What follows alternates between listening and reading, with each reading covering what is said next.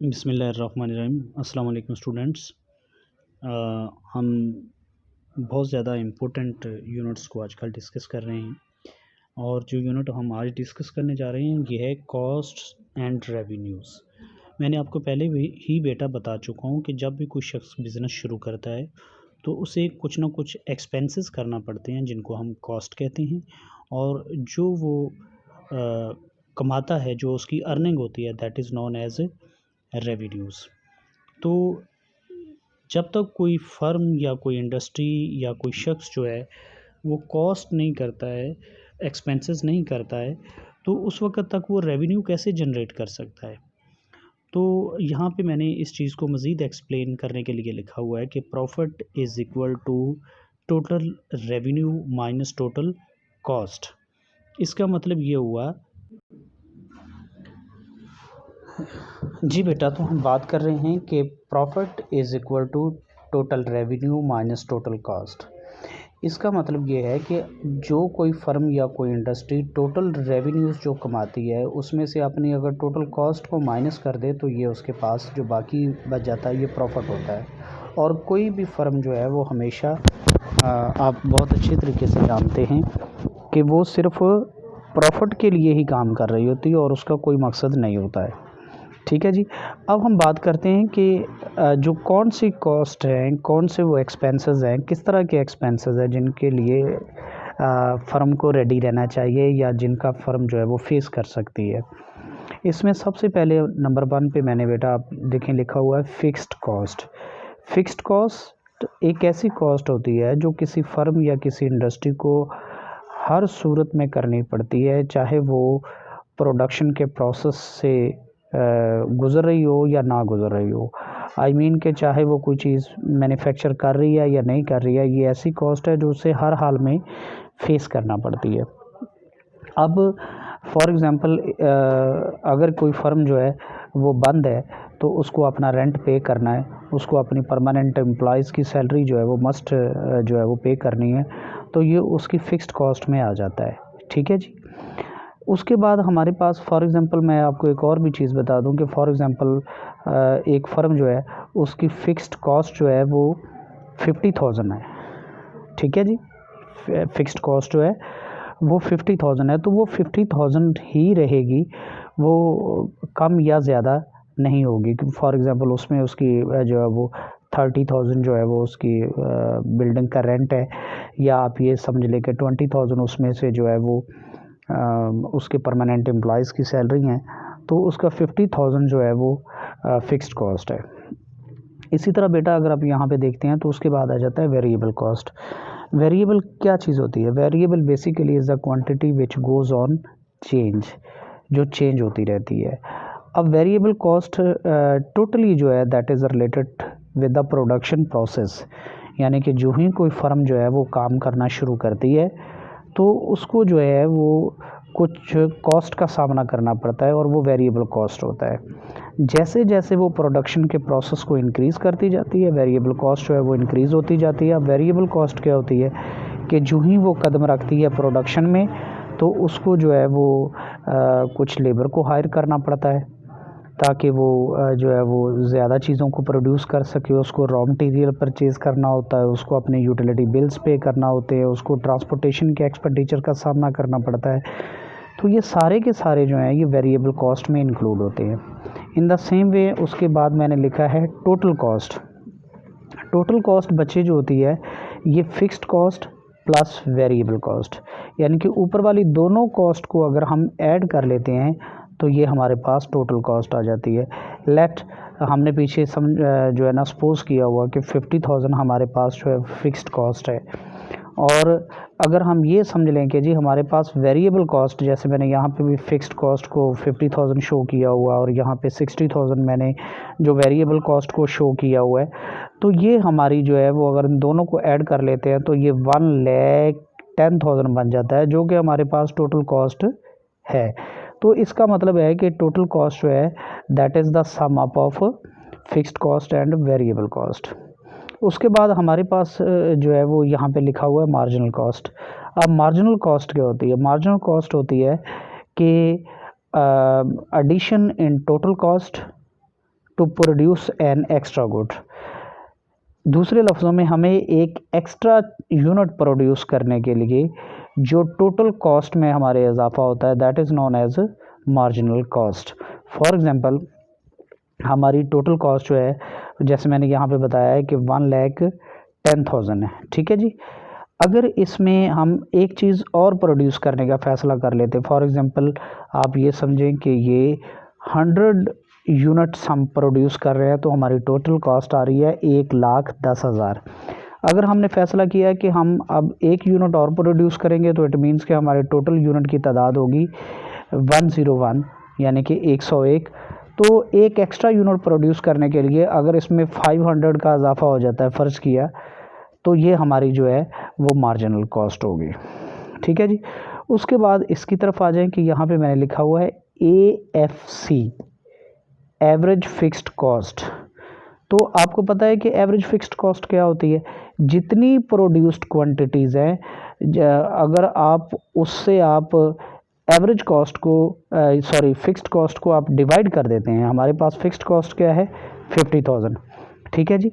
और for example ये cost है 100 यूनिट को प्रोड्यूस करने के लिए, तो अगर आप इसे 100 पे डिवाइड कर देते हैं तो ये हमारे पास एवरेज फिक्स्ड कॉस्ट आ जाएगी। एवरेज कहते कैसे हैं? फॉर एग्जांपल अगर मैं आपसे ये पूछ लेता हूँ कि जी आपका एवरेज स्कोर क्या है 10th क्लास में, तो आप अपने तमाम मार्क्स को ऐड करेंगे और ऐड करने के बाद आप, अगर आपके 7 सब्जेक्ट है तो 7 पे आप डिवाइड करेंगे, तो आप मुझे कहेंगे कि जी ये हमारी एवरेज बन रही है, जो कि आप ये कह दें कि 65% है, या आपकी जो एवरेज जो है वो एवरेज मार्क्स आपके जो हैं वो 45 है या 75 है, जो भी उसमें आते हैं। तो एवरेज जब आप एवरेज को अगर आप डिफाइन करते हैं तो वो होती है sum of all the values divided by their numbers. तो यहाँ पे जब हम एवरेज फिक्स्ड कॉस्ट को फाइंड आउट करने जा रहे हैं, तो हमने क्या किया सिंपली कि फिक्स्ड कॉस्ट को हमने डिवाइड किया प्रोड्यूस्ड क्वांटिटीज़ पे, और ये हमारे पास 500 आ रहा है, तो 500 जो है इट मीन्स के हमारे पास जो है वो एवरेज फिक्स्ड कॉस्ट है। उसके बाद हमारे पास एवरेज वेरिएबल कॉस्ट आ जाती है। अब एवरेज वेरिएबल कॉस्ट क्या होती है? एवरेज वेरिएबल कॉस्ट, अगर आप वेरिएबल कॉस्ट को डिवाइड कर दें प्रोड्यूस्ड क्वांटिटीज़ पे, जो हम यहाँ पे डिस्कस ऑलरेडी कर चुके हैं, ये देखें आपके पास एवरेज कॉस्ट है, अगर आप एवरेज कॉस्ट को डिवाइड कर देते हैं प्रोड्यूस्ड क्वांटिटी पे, तो that is equal to average variable cost. मैंने आपको बताया हुआ है कि हमने सपोज किया हुआ है कि 60,000 इज़ द वेरिएबल कॉस्ट। अगर 60,000 वेरिएबल कॉस्ट है और इसको हम डिवाइड करते हैं 100 पे, तो ये हमारे पास बच्चे क्या आ जाती है? ये हमारे पास मेरा बेटा एवरेज वेरिएबल कॉस्ट आ जाती है, जो कि यहाँ पे आप देख रहे हैं कि 600 है। उसके बाद आपके पास एवरेज कॉस्ट आ जाती है। अगर आप टोटल कॉस्ट को डिवाइड करते हैं प्रोड्यूस्ड क्वांटिटीज़ पे, देखिए मैंने बिल्कुल इनके सामने एरोस बना के लिखा है, इसमें किसी किस्म की कन्फ्यूजन जो है वो नहीं होनी चाहिए। अगर आप टोटल कॉस्ट को डिवाइड करते हैं प्रोड्यूस्ड क्वांटिटीज़ पे, तो ये आपके पास बच्चे टोटल कॉस्ट है। इसको प्रोड्यूस्ड क्वांटिटीज़ पे अगर आप डिवाइड करते हैं, यानी कि 100 पे डिवाइड किया, तो आपके पास 1100 आ गया। इट मीन्स कि 1100 इन अदर वर्ड्स जो है वो एवरेज कॉस्ट है, ठीक है जी। अब टोटल कॉस्ट जो है वो सम अप होती है, जैसे मैंने आपको बताया कि फिक्स्ड कॉस्ट और वेरिएबल कॉस्ट की। तो अगर आप इनका सम अप एवरेज कॉस्ट लेना चाहते हैं, तो आप उसको प्रोड्यूस्ड क्वांटिटी से डिवाइड कर दें, वेरी सिंपल। अब हमारे पास जो है ये देखें कि मैंने यहाँ पे कुछ जो है वो ग्राफ भी ड्रॉ किया आपकी आसानी के लिए।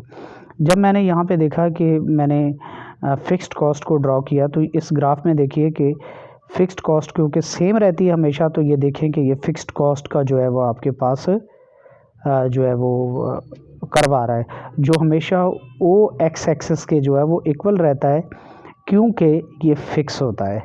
इन द सेम वे यहाँ पे आप देखें कि वेरिएबल कॉस्ट, मैंने आपको बताया कि जैसे जैसे प्रोडक्शन इंक्रीज़ होती है variable cost is going to increase. तो ये देखें कि ये वेरिएबल कॉस्ट जो है वो स्लोली एंड ग्रेजुअली जो है वो अपवर्ड मूव कर रहा है, क्योंकि ये कॉस्ट इंक्रीज़ होती जाती है। इन द सेम वे जो टोटल कॉस्ट होती है that is the sum up of variable cost and fixed cost.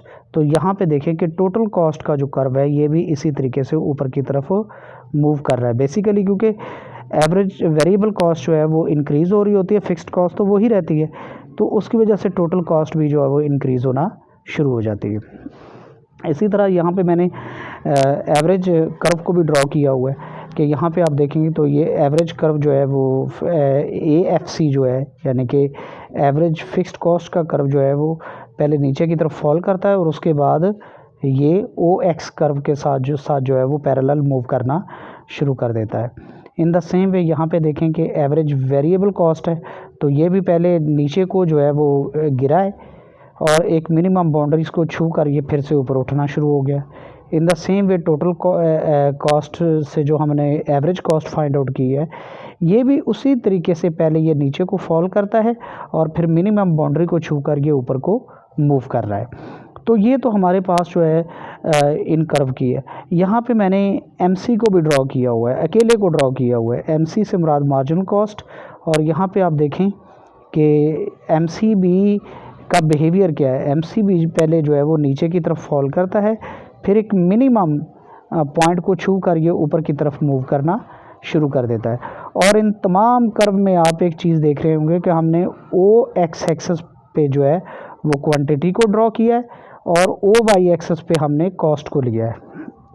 तो ये तमाम कर्व में इसी तरह से हमें यहाँ पे बेटा देखें कि ये बहुत इम्पोर्टेंट पॉइंट है जिसमें हमने जो है वो इनके दरमियान मैंने लिखा हुआ कि relationship between AC and MC, that is very important point कि AC और MC में क्या रिलेशन है। आई मीन कि एवरेज कॉस्ट और मार्जिनल कॉस्ट में आपस में क्या रिलेशन है। तो आप यहाँ पे मेरा बेटा देखें कि एवरेज कॉस्ट जो है वो पहले नीचे की तरफ फॉल करता है, तो MC जो है वो इसके नीचे रहता है। आई मीन कि आप ये लिख सकते हैं नंबर 1 पे कि when AC slopes downwards or moves downwards, MC also moves downwards but it always remains below the average cost। फिर एक पर्टिकुलर पॉइंट पे आप नंबर 2 पे लिख सकते हैं कि MC and AC intersect each other, ठीक है जी। उसके बाद AC and MC both moves upwards, number 3 पे लिखें, but AC remains below the MC, यानी कि ये MC के नीचे रहता है। अब ये बिहेवियर क्या है, ये बिहेवियर क्या है कि जब AC और MC नीचे को गिर रहे होते हैं ना, उस वक्त प्लांट में अभी एबिलिटी होती है कि कैपेसिटी होती है कि वो ज़्यादा से ज़्यादा यूनिट प्रोड्यूस कर सके, ठीक है। इसलिए ये दोनों नीचे को फॉल कर रहे होते हैं और जहाँ पे दोनों एक दूसरे को इंटरसेक्ट कर रहे होते हैं, ये एक ऐसा पॉइंट होता है जहाँ पर प्लांट की हम जो मैक्सिमम प्रोडक्शन कैपेसिटी है उसको यूज़ कर लेते हैं। लेकिन जब हम उस प्लांट पर ओवर टाइम लगाते हैं या ज़्यादा उससे काम लेने की कोशिश करते हैं तो AC और MC जो है वो ऊपर की तरफ मूव करना शुरू कर देते हैं, क्योंकि उसमें टीयर एंड वियर का प्रोसेस शुरू हो जाता है, टूट फूट शुरू हो। जी बेटा, तो मैं आपको ये बता रहा था कि इसमें टीयर एंड वियर का प्रोसेस शुरू हो जाता है, यानी कि प्लांट की जब मैक्सिमम जो प्रोडक्शन कैपेसिटी है उससे हम जब ज़्यादा काम लेते हैं तो MC और AC जो है वो ऊपर की तरफ मूव करना शुरू कर देते हैं। तो ये बेसिकली MC और AC का आपस में रिलेशन होता है। उसके बाद अगर आप यहाँ पे आते तो यहाँ पे मैंने LAC ड्रॉ किया हुआ है। LAC stand for long run average cost, यानी कि हम छोटे छोटे AC के साथ जो है वो बड़ा AC फाइंड निकाल सकते हैं, यानी कि शॉर्ट रन के हेल्प से। ये देखें यहाँ पे लिखा हुआ है कि SAC1, यहाँ पे लिखा हुआ है SAC2, यहाँ पे लिखा हुआ है SAC3। तो ये basically S stand for short run average cost. तो हमने ये देखा है कि हमारे पास हमने 3 क्वांटिटीज़ को प्रोड्यूस किया है, X1, X2, X3 को, और यहाँ पे हमारे पास SAC1 था और यहाँ पे हमारे पास MAC1 भी था। इन द सेम वे यहाँ पे हमारे पास SAC2 है इस पॉइंट पर और MAC2 है। इन द सेम वे यहाँ पे हमारे पास जो है वो SAC3 है और MC3 है। अगर ये तीनों पॉइंट को हम जहाँ पे इनके मिनिमम पॉइंट्स है इनको अगर हम मिलाते हैं तो हमारे पास ये देखें कि जहाँ पे मैं एरो को घुमा रहा हूँ ये हमारे पास एक जो है वो LAC आ जाता है, यानी कि लार्ज रन एवरेज कॉस्ट। ये हमें एक लॉन्ग रन प्लान की तरफ इशारा करता है, ठीक है जी। तो इसको जो है वो 2 और नाम भी दिए जाते हैं। एक नाम इसे प्लानिंग कर्व कहा जाता है क्योंकि ये एक लॉन्ग रन के प्लान को जो है वो रिप्रेजेंट करता है, उसको डेमोन्स्ट्रेट करता है। इन द सेम वे इसे प्लानिंग कर्व भी कहा जाता है कि एक फर्म जो है वो लॉन्ग रन के लिए अपने प्लान को कैसे करती है और वो कैसे अपनी प्रोडक्शन को मेंटेन रखती है और मार्केट में अपने स्टे को कैसे पॉसिबल करती है। तो ये बेटा आज का हमारा टॉपिक था। अगर आपको इसमें कोई कन्फ्यूजन है, कोई प्रॉब्लम है तो यू कैन आस्क मी। इंशाल्लाह हम क्लास में भी इनको डिस्कस करेंगे, आप मुझसे पूछ सकते हैं। Thank you very much.